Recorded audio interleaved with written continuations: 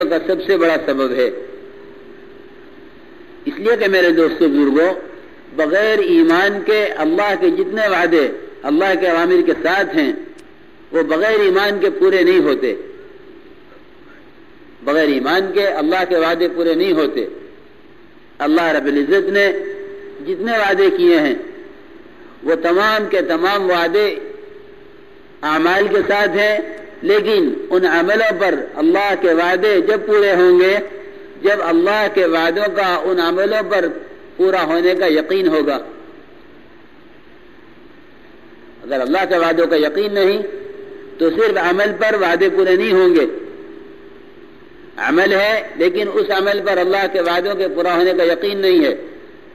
وہ عمل انتہائی رسمی، وہ عمل بے جان، جس عمل پر اللہ کے وعدوں کا یقین نہ ہو، جس عمل میں احتساب نہ ہو اللہ ہمیں اس پر کیا دیں گے. اس لیے میرے دوستو بزرگوں، یاد رکھیں سب کہ بغیر ایمان کے نہ عمل بن سکتا ہے، نہ بغیر ایمان کے عملوں پر استقامت ہو سکتی ہے، نہ بغیر ایمان کے اعمال پر اجر مل سکتا ہے، نہ بغیر ایمان کے پورا دین زندگیوں میں آ سکتا ہے. زندگی میں پورا دین آنے کے لیے، اس دین سے پوری کامیابی لینے کے لیے، اس دین پر استقامت کے لیے کبھی کیا عمل کبھی نہ کیا، حالات دیکھ کر کیا، حالات بن گئے تو چھوڑ دیا. یہ جو ہم دین کے ساتھ کھیل رہے ہیں، یہ دین کو حالات کے علاج کے لیے سبب سمجھتے ہیں کہ دین حالات کے علاج کے لیے ہے، کہ نہیں، دین حالات کے علاج کے لیے نہیں ہے. دین تو حکم کے لیے ہے، دین تو اللہ کے حکم کی وجہ سے ہے. دین حالات کے علاج کے لیے نہیں ہے. دین اس لیے نہیں ہے کہ اس سے حالات ٹھیک ہو جائیں. دین کی بنیاد، اللہ کے اوامر پر چلنے کی بنیاد تو اللہ کا امر ہے، اس کا حکم ہے. جب ایمان نہیں ہوتا تو اعمال کرنے کی بہت سی وجوہات ہوتی ہیں. یہ عمل ہوگا حالات کی وجہ سے، یہ عمل ہوگا خواہش کی وجہ سے، یہ عمل ہوگا ماحول کی وجہ سے،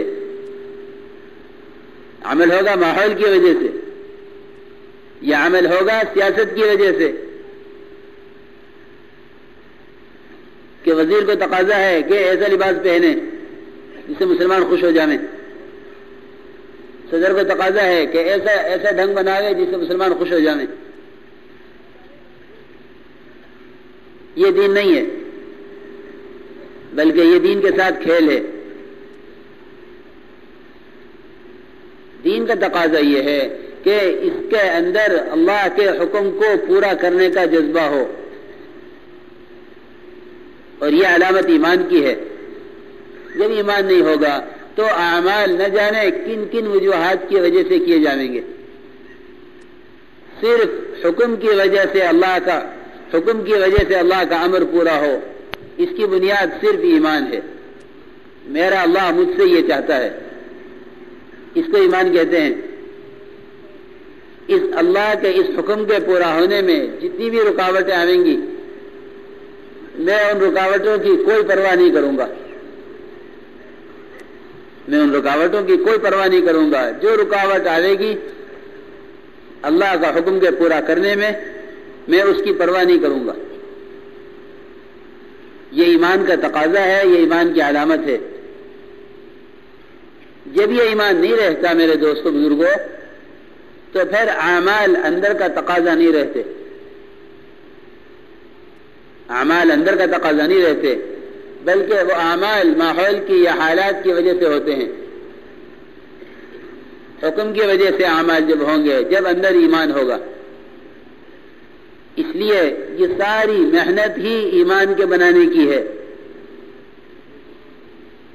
اس کام کی بنیاد، اس کا مقصد، نبیوں کی بعثت کا مقصد، نبیوں کی محنت کی ابتدا. شریعت تو ہر نبی کو بعد میں ملی، سب سے پہلے ہر نبی نے کلمے کی دعوت دی. وما ارسلنا من رسول الا نوحي اليه انه لا اله الا انا فاعبدون.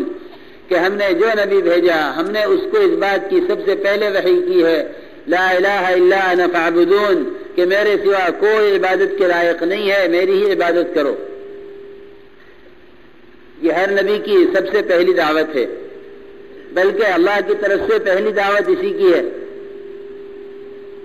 ہر نبی کو، اننی انا اللہ لا الہ الا انا، اننی انا اللہ لا الہ الا انا فاعبدون واقم الصلاۃ لذکری۔ موسیٰ علیہ السلام کو اللہ رب العزت سب سے پہلے یہی کلمے کی دعوت دے رہے۔ مبلغ اول، داعی اول وہ اللہ کی ذات ہے، داعی اول اور مبلغ اول اللہ کی ذات ہے۔ اللہ تعالی خود کلمے کی دعوت دے رہے، پھر نبیوں سے کلمے کی دعوت دلوائی۔ جتنے بھی یقین بگڑے ہوئے ہوئے، جتنے بھی عقائد بگڑے ہوئے ہوئے اور جتنی بھی ظلمتوں میں قوم پڑی ہوئی ہوئی، ہر نبی نے آ کر اپنی محنت کی ابتدا کلمے سے کی ہے۔ یہ وہ قومیں ہوتی تھی جو قومیں پہلے ایمان پر تھی، یہ پچھلے نبی کی قوم ہے۔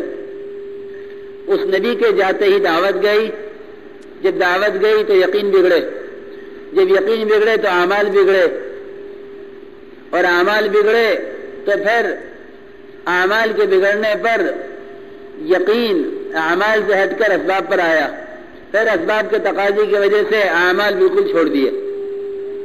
جب دین سے کامیابی کا یقین نہیں رہا کرتا تھا تب دین زندگیوں سے نکلا کرتا تھا۔ ہر زمانے کی کارگزاری ہے یہ، ہر نبی کے زمانے کی، کہ نبی آئے دعوت آئی دین آیا، نبی گئے دعوت گئی دین گیا، اس لیے کہ دعوت سے یقین تھا، یقین سے دین تھا۔ جب نبی گئے دعوت گئی تو یقین گیا، جب یقین گیا تو اس کے ساتھ ساتھ دین گیا۔ اگلے نبی نے آ کر پھر اس قوم پر محنت کی۔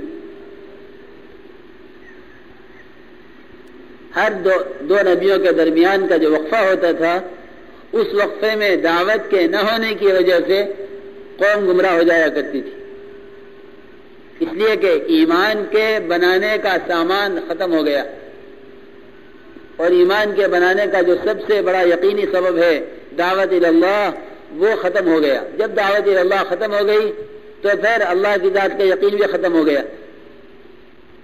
اس لیے کہ یہ بات تو یقینی ہے کہ جس طرف دعوت دی جاوے گی اس طرف کا یقین بنے گا، جس طرف دعوت دی جاوے گی اس طرف کا یقین بنے گا۔ یہ بات تو بالکل فطرت میں ہے انسان کے، یہ بات انسان کی فطرت میں ہے کہ جس چیز کی دعوت دی جائے گی اس کا یقین بنے گا۔ دعوت ملک و مال کی ہو، دعوت اسباب کی ہو، دعوت تجارتوں کی ہو، دعوت صحت کے لینے میں ڈاکٹروں کی ہو، اور دعوت امن کے لینے میں حکومتوں کی ہو، اور دعوت حفاظت میں ہتھیاروں کی ہو،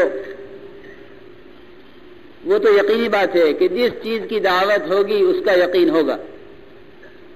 ایسا نہیں ہو سکتا کہ دعوت تو اسباب کی ہو اور یقین اعمال کا ہو، ایسا کبھی نہیں ہوگا۔ کہ دعوت اسباب کی ہو اور یقین اعمال کا ہو، ایسا کبھی نہیں ہوگا۔ اور ایسا بھی کبھی نہیں ہوگا کہ دعوت اسباب کی ہو اور ان اسباب میں اللہ کی مدد آوے، ایسا بھی کبھی نہیں ہوگا۔ اسباب کے راستے اللہ کی مدد جب آتی ہے جب اسباب کا یقین نکل جاوے، اسباب کا یقین نکل جاوے گا تو اللہ جتنے راحت کے اسباب ہیں اس کو غیروں کی ہلاکت کے اسباب بنا دیں گے، اور غیروں کی ہلاکت کے جتنے اسباب ہیں ان تمام اسباب کو ایمان والوں کی راحت کے اسباب بنا دیں گے۔ یعنی بات ہی پلٹ جائے گی کہ اللہ نے جتنے اسباب ہلاکت کے بنائے ہیں وہ سارے کے سارے اسباب وہ ایمان والوں کے لیے راحت میں استعمال ہوں گے، اور جتنی ہلاکت کے اسباب، جتنے راحت کے اسباب اللہ نے بنائے ہیں وہ اس باطل کے لیے ہلاکت کے لیے استعمال ہوں گے۔ کہ اللہ تعالیٰ یقین والوں کے لیے اپنی قدرت کو استعمال کر کے اسباب کی شکلوں کو بدل دیتے ہیں۔ تمام نبیوں کے ساتھ جو واقعات ہوئے اس میں یہی ملے گا کہ ماننے والوں کے لیے جو ہے پانی میں راستے، اور نہ ماننے والوں کے لیے یہ پانی ہلاکت کا ذریعہ۔ اللہ رب العزت نے اسباب بنا کر انسانوں کے ہاتھ میں نہیں دے دیے بلکہ اللہ نے اسباب بنا کر قدرت میں رکھے ہیں، ان اسباب سے ایمان والے فائدے اٹھا سکیں گے، ان اسباب سے ایمان والے فائدے اٹھا سکیں گے۔ اگر ایمان نہیں ہے، یقین نہیں ہے، تو پھر اللہ رب العزت کے خزانوں سے استفادہ نہیں ہو سکتا، کیونکہ اللہ کے خزانوں سے فائدے اٹھانے کے لیے میرے دوستو کائنات کا یقین نکلنا شرط ہے، کائنات کا یقین نکلنا شرط ہے اللہ کی قدرت سے فائدے اٹھانے کے لیے۔ یہ بات نہیں ہے کہ اللہ نے کسی کو دکان دے دی تو اس کو کمانے کی قدرت دے دی، یہ نہیں ہے کہ اللہ نے کسی کو زمین دے دی تو اس کو اگانے کی قدرت دے دی، اور یہ بات نہیں ہے کہ اللہ نے کسی کو ہتھیار دے دیے تو اس کے استعمال کی قدرت دے دی، اور یہ بات نہیں ہے کہ اللہ نے کسی کو بیوی دے دی تو اس کو اولاد لینے کی قدرت دے دی۔ کتنے بے اولاد ہیں اور کتنے ہتھیاروں میں پریشان ہیں اور کتنے دواؤں میں بیمار ہیں، کتنے دواؤں میں بیمار ہیں اور کتنے ہتھیاروں میں پریشان ہیں اور کتنے اسباب کے اندر محتاج ہیں۔ کتنے دکاندار ملیں گے جن کی دکان کا مال ان کے قرضے سے کم ہے، قرضہ دکان سے زیادہ ہے، دکان کی قیمت سے اور دکان کے اندر کے سامان کی قیمت سے۔ تو اللہ نے قدرت نہیں دی ہے بلکہ اسباب دیے ہیں، اور قدرت اسباب میں نہیں ہے، قدرت اسباب میں ہرگز نہیں ہے۔ جو یوں سمجھے کہ اسباب میں قدرت ہے وہ تو دنیا میں اسباب بناوے گا، اور جو یقین کرے گا کہ قدرت اللہ کی ذات میں ہے وہ اللہ کی ذات سے فائدے اٹھانے کے اسباب بناوے گا، یعنی اعمال بناوے گا، وہ بنائے گا اعمال کہ اللہ کی قدرت سے فائدے اٹھانے کے لیے یہ راستہ ہے۔ اللہ کی قدرت سے فائدے اٹھانے کے لیے اسباب نہیں ہے کہ میں اللہ سے غلہ لینے کے لیے زمین بناؤں تو سیلاب آئے گا، اور میں اللہ کی قدرت سے اولاد لینے کے لیے بیوی رکھوں تو بانجھ رہے گی۔ میرے بزرگوں دوستو، ایک ہے قدرت کو ساتھ لینا، ایک ہے اسباب کو ساتھ لینا۔ اسباب ساتھ لینے میں اللہ کا کوئی وعدہ نہیں، اللہ کا کوئی وعدہ نہیں، چاہے تو وقتی طور پر کامیاب کریں اور پھر ہمیشہ کے لیے ناکام کریں۔ یہی بات ہے کہ جو دنیا چاہے گا وہ ہمیشہ کے لیے ناکام ہوگا، اور جو آخرت چاہے گا ہم اس کی دنیا بنا دیں گے، چاہے بقدر ضرورت بناویں چاہے اس کو ضرورت سے زیادہ دے دیں۔ جو آخرت چاہے گا اس کی دنیا بن جائے گی، اور جو دنیا چاہے گا اس کی آخرت بگڑے گی۔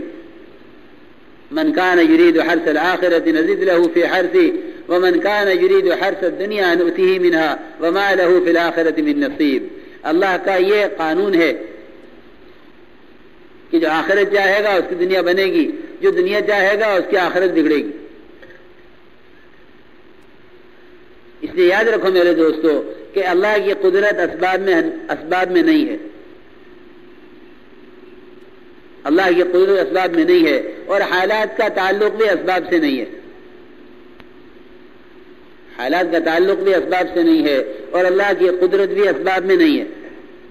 تو جب نہ حالات کا تعلق اسباب سے ہے اور نہ قدرت اسباب میں ہے تو پھر ہماری ساری محنت بیکار ہے، ساری محنت بیکار ہے۔ کیوں بیکار ہے؟ اس لیے کہ قدرت ہمارے خلاف ہے۔ قدرت اسباب بنانے کے ساتھ نہیں ہوتی کہ اسباب بنا لے تو قدرت ساتھ ہو جائے۔ یوں کہتے ہیں کہ تم پہلے اسباب بناؤ پھر اللہ سے مانگو، الٹی بات کرتے ہیں، بالکل الٹی بات ہے، قرآن کے بھی خلاف ہے، حدیث کے بھی خلاف ہے کہ تم اسباب بناؤ پھر اللہ سے مانگو، قرآن کے بھی خلاف، حدیث کے بھی خلاف۔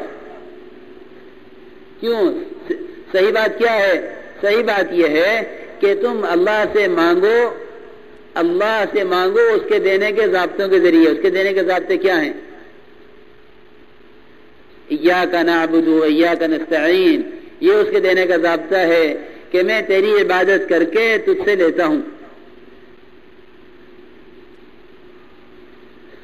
یہ غلط